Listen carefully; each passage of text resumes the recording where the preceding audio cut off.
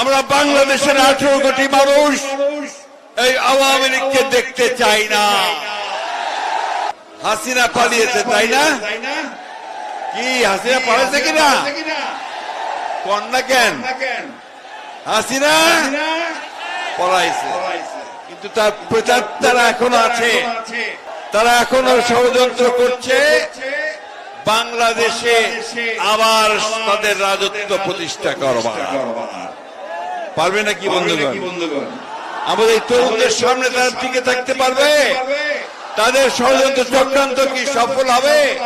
হবে না বন্ধুগণ। দুর্ভাগ্য আমাদের যে আমরা যাদেরকে দায়িত্ব দিয়েছি আমাদের এই দেশকে একটি গণতান্ত্রিক ব্যবস্থা ফিরিয়ে নিয়ে যেতে, তারা সঠিকভাবে সেই কাজটা এখনো করতে পারছেন না। ফলে মাঝে মাঝে বিভিন্ন রকম সমস্যার সৃষ্টি হচ্ছে।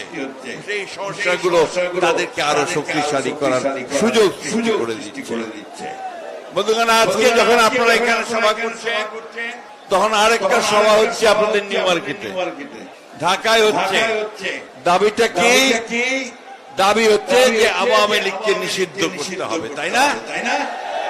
আমরা এই মাঠে যারা আছি তারা সবাই শুধু নয় বন্ধুগণ, আমরা বাংলাদেশের 18 কোটি মানুষ এই আওয়ামী লীগকে দেখতে চাই না। কারণ এই আওয়ামী লীগ বাংলাদেশ স্বাধীন হওয়ার পর থেকেই তাই বাংলাদেশের মানুষের উপর নির্যাতন করে এসেছে, গণতন্ত্রকে ধ্বংস করেছে, একদলীয় শাসন ব্যবস্থা বাকশাল প্রতিষ্ঠা করেছে।